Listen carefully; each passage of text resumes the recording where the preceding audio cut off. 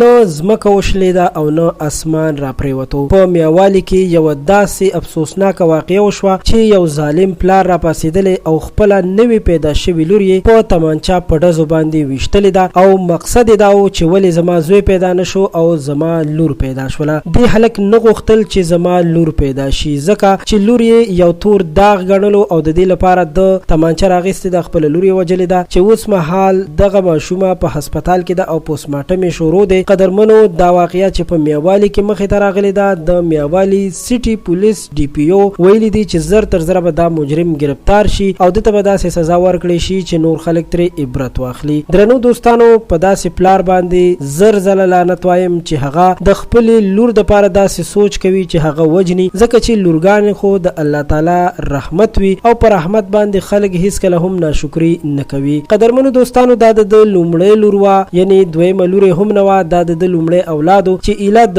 7 ورځو خو دا ډېر زیات ناخوښه انسان او هیڅکله یې نه غوښتل چې د لور د لویه شي یا د لور د په کور کې وي. نو د دې وجې نه د برداشت نه کړی شو د زوی غوښتلو، په دې وجه باندې دا را پاسېدلی دی او خپله دغه د ګل په شان لور یې وجلې ده. حکومت له پکار دی چې داسې مجرمانو ته داسې یو قانون وټاکي او داسې یو سزا وټاکي چې نور خلک د دې نه بیا عبرت واخلي او بیا دپاره څوک داسې سوچ هم نشي کولی. درنو دوستانو، ډېره مننه کوم چې ویډیو مو تر اخره وکتله. پښتو پوسټ چینل در سره هم سبسکرایب کړئ.